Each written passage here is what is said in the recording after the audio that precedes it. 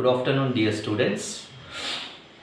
So, as we have completed the syllabus, so let us start a revision of the syllabus. If you remember, I have started with the unit genetics. As we all know, in this unit totally we have 3 chapters, that is principles of inheritance, molecular basis of inheritance and evolution. But for this year, for board exam, we have only 2 chapters, that is principles of inheritance and variation, molecular basis of inheritance. As these chapters are already completed, here I have clearly mentioned. So we are going to have some revision related to the chapters. So let us start with the unit genetics. As we all know, genetics is the branch of biology which deals with the process of inheritance and variation. So as we all know, what is inheritance? The process of transmission of characters from parents to their offsprings is called inheritance. It is also called heredity. So when these characters are getting transmitted from parents to their offspring, they are subjected to little changes, and these changes associated with characters are called variation. So when a student is studying genetics, student is ultimately going to understand what is the basis of inheritance and what is the reason for variation in characters at the time of inheritance. So that is the simple thing which every student should remember. So what is genetics? Genetics is the branch of biology. What does it deal with? It deals with the process of inheritance and variation. So let me remind you who coined or who used this term genetics for the first time. So the term genetics was coined by Bateson. Okay. So whenever we talk about genetics, always we discuss gene, and if you remember, gene is otherwise called factor, or we call it as Mendelian factor. So if you ask me what is a gene, according to Gregor John Mendel, what is a gene? Gene is a physical unit which controls the inheritance of a character from parents to their offspring. So at the time of Mendel, there was no term called gene. So that's why Mendel preferably called this physical unit as factor. So that is the reason even today gene is otherwise called Mendelian factor. So let me repeat, what is a gene or what is a Mendelian factor? It is a physical unit which controls the inheritance of a character from parents to their offsprings. So with this, Gregor John Mendel's idea was very clear. Inheritance of one character is controlled by one physical unit, and Mendel called it as a factor, and today we are calling it as a gene. So simply I can tell you what is a gene. Gene is the structural and functional unit of inheritance. So we have to remember who coined the term gene. The term gene was coined by Johansen. Okay, so Johansen coined the term gene, and otherwise we call it as Mendelian factor. What is a gene? Gene is the structural and functional unit of inheritance, or it is nothing but a physical unit which controls the inheritance of character from parents to their offspring. Okay, so whenever we talk about genetics, we must remember the name of an Austrian monk whose full name is Gregor John Mendel. As you all know, Gregor John Mendel conducted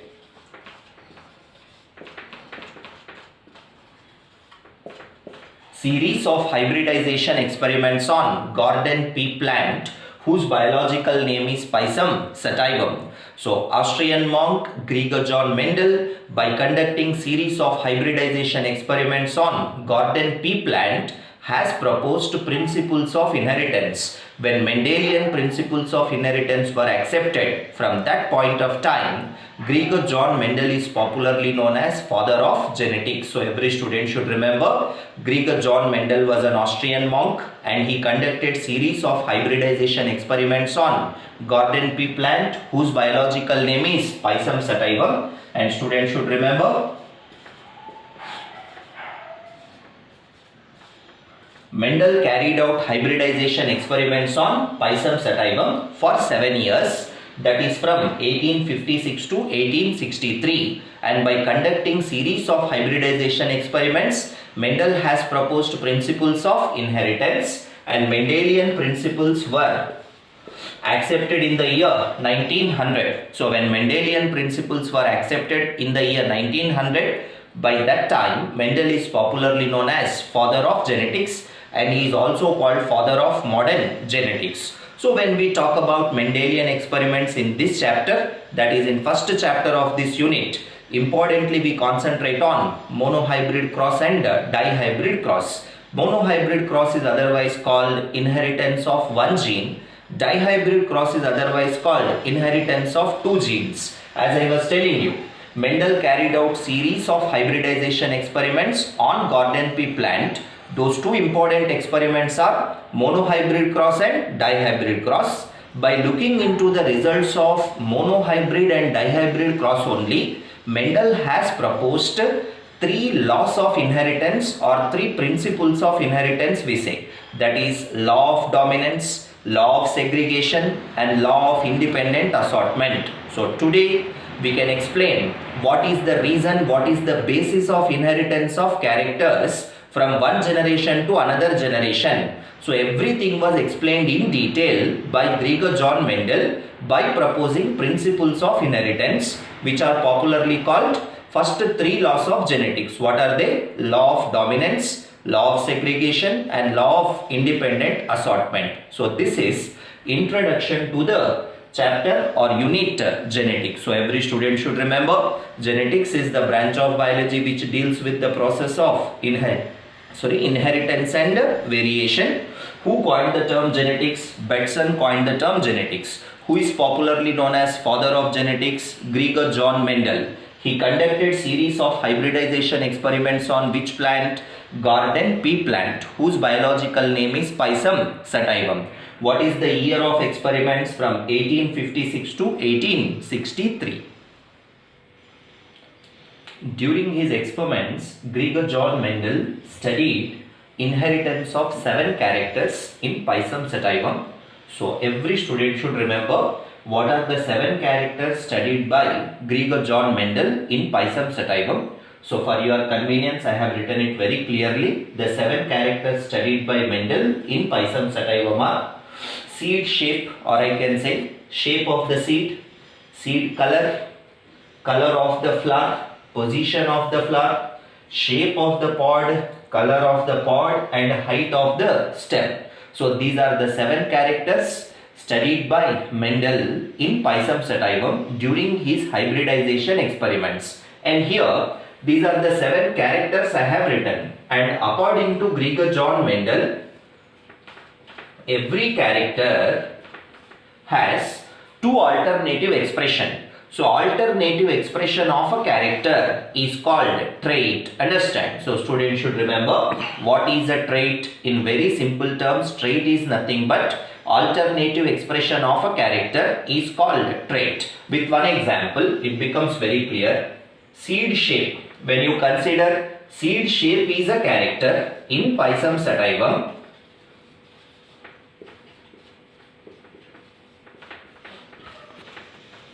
there were 2 alternative expressions for the character shape of the seed. So in Pisum sativum plant, some plants possess round seeds and some other plants possess wrinkled seeds. So in this example, you should not have any confusion. Which is the character? Seed shape is the character. Seed shape has 2 alternative expressions. What are the 2 alternative expressions here? Round and wrinkled.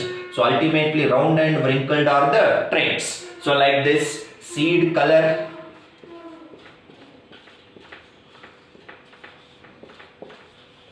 the 2 traits for color of the seed, that is yellow and green. Next, color of the flower,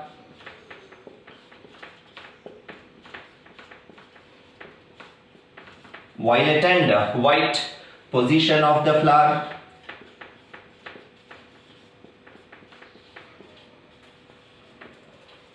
the 2 traits for this character, that is axial and terminal. Shape of the pod,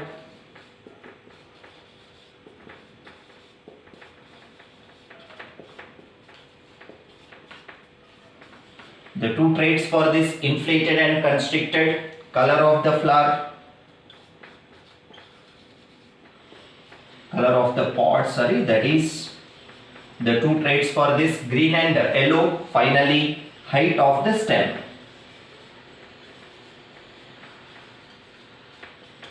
Tall and dwarf. So in the textbook, one table is given.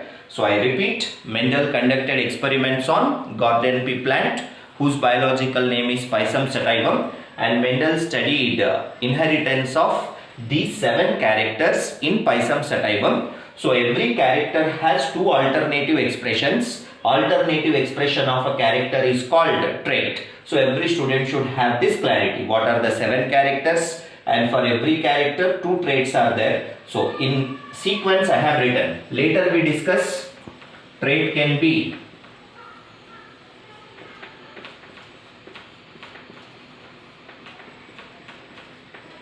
so that traits are classified into dominant trait and recessive trait. See here, first seed shape, which is the dominant trait, round is the dominant trait, wrinkled is the recessive trait. I have written in the same order. For example, position of the flower, axial is dominant, terminal is recessive. Height of the stem, tall is dominant, dwarf is recessive. So every student should learn in the same sequence. And next we are going to discuss the monohybrid cross, and every student should remember when Mendel conducted monohybrid cross in Pisum sativum, and he studied which character in Pisum sativum, that is height of the stem. Okay, so every student should remember this. I repeat, during monohybrid cross in Pisum sativum, Mendel studied the inheritance of which character? Height of the stem. And character height of the stem has got 2 traits, which are they? Tall and dwarf. So out of this, tall is said to be dominant trait and dwarf is said to be recessive trait. Okay, so let us know what is monohybrid cross in a very simple way now.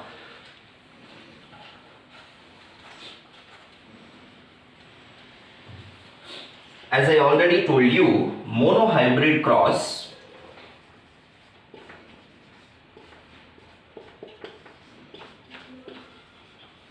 it is otherwise called inheritance of what? One gene. So here only students should get the clarity.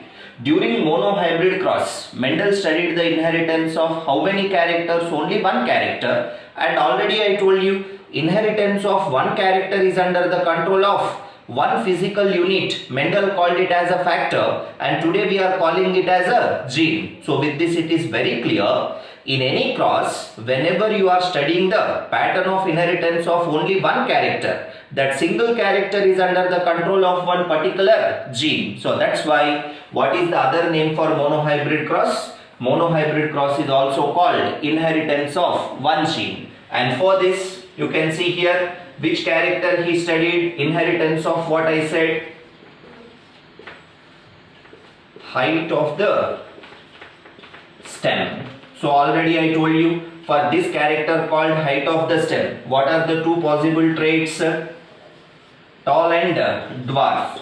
So during his experiments, Mendel came to know that tall is the dominant trait for the character called height of the stem, and dwarf is said to be the recessive trait. Okay, so as he studied this inheritance of height of the stem during his experiments, Mendel selected one homozygous tall plant as the first parent, male parent, and homozygous dwarf plant as the female parent.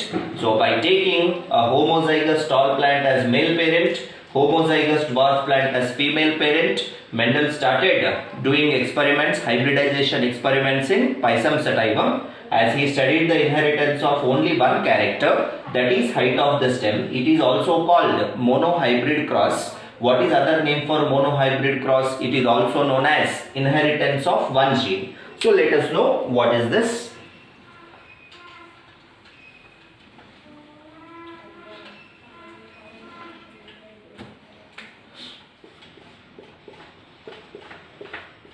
See, a homozygous tall plant is crossed with a homozygous dwarf plant, and we call this generation P1, means parental generation. So homozygous tall plant can form how many types of gametes? Only one possible type. Dwarf plant forms only one possible type. I am not talking about number. 1 million gametes may be formed for the character called height of the stem. This plant will pass the allele capital T into the gamete, and this parent will pass the allele small t into the gametes. So these are the gametes formed by whom? P1 generation plants. Hence I call them P1 gametes. This is male gamete, this is female gamete. Fusion.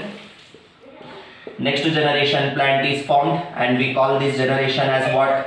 F1 generation. So here F stands for filial, because Mendel was knowing Latin language, so he used the word F1 generation. How to read this? First filial generation. In English, filial means progeny, or we say offspring. First progeny generation. In first progeny generation, 100% of the plants were tall only, and Mendel, when two parents, one parent was tall and another parent was dwarf, in the very next generation, dwarfness was completely disappeared. 100% of the plants were tall only. So Mendel wanted to know why 100% of the plants in F1 generation are tall and why the dwarfness is disappeared. And to know this, Mendel continued the cross. How to continue the cross here? Because Mendel wanted to obtain the next generation plants. So as we have to obtain the next generation plants, Mendel made the cross between the two F1 generation plants. So I already told you, F1 generation plant genotype is capital T small t, and 100% of the plants in F1 generation were tall. So now here you see, each plant can form how many possible types of gametes now?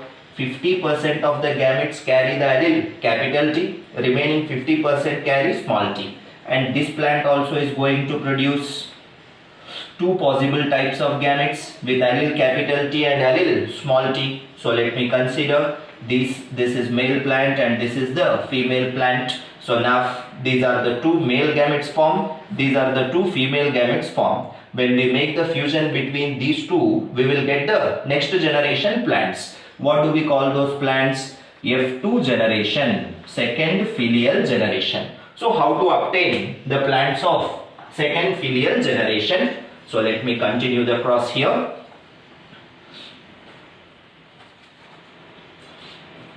See, what were the possible gametes? Directly I am writing from F1 gametes, two male gametes and the two female gametes, fusion.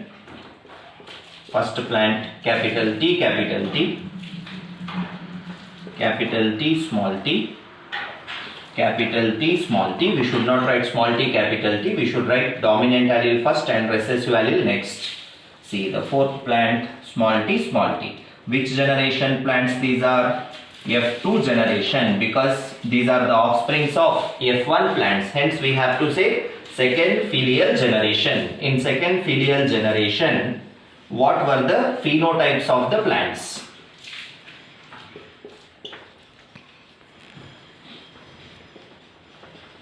See, it's very simple. Already we have studied the allele. Capital T controls the tallness and capital T is the dominant allele, small t is the recessive allele. So that's why in F2 generation, tall plants versus dwarf plants were produced in which ratio? 3:1. Means here we are writing only 4. But if 4,000 plants are formed, out of that 75% of the plants were tall and only 25% of the plants were dwarf. So that's why we write the ratio 3:1. So 3 is what here? Tall. So I was telling you which type of trait is tall here? Dominant trait.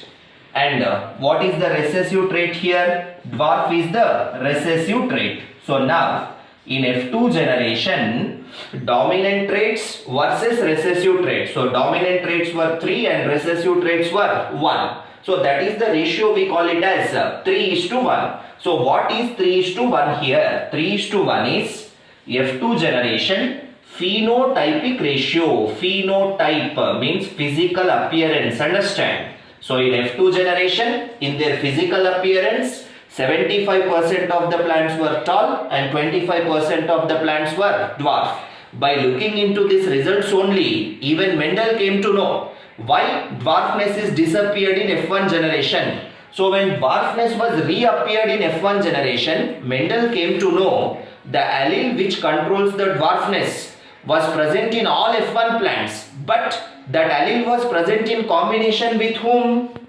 Capital T. That is the allele which controls the tallness. So with this it is very clear, Mendel understood in 100% of the F1 plants, allele which controls dwarfness was present, but it was present along with what? Allele which controls the tallness, that is capital T. So capital T has hidden the expression of small t. So that is how Mendel said capital T is the dominant allele, small t is the recessive allele. So capital T controls the inheritance of what? Tallness. That is the reason only tall plants were appeared in F1 generation and dwarf plants were completely disappeared. So out of this, Mendel understood the trait which is appeared in F1 generation is dominant trait and the trait which is disappeared in F1 generation is recessive trait. That's why Mendel concluded by saying for the character called height of the stem in Pisum sativum, tall is the dominant trait and dwarf is the recessive trait. In F1 generation of monohybrid cross, all plants were tall, but in F2 generation, tall plants versus dwarf plants were produced in 3:1 ratio. So what is 3:1 here? Mendelian monohybrid cross F2 generation phenotypic ratio is 3:1, and you see here 3 plants are tall, but are all the 3 tall plants having the same genotype or genetic makeup? No. That's why we will write like this. First tall plant, capital T, capital T. Next to 2 tall plants, capital T, small t. And anyways, last dwarf plant, small t, small t. Now I can write it as what? 1:2:1. What it is? 1:2:1 is genotypic ratio. Okay, so with this every student should remember monohybrid cross F2 generation phenotypic ratio is 3:1, genotypic ratio is 1:2:1. So by conducting monohybrid cross in Pisum sativum, Mendel has proposed first 2 laws of genetics, that is law of dominance and law of segregation. So what is law of dominance, what is law of segregation, we discuss in the next class. Thank you.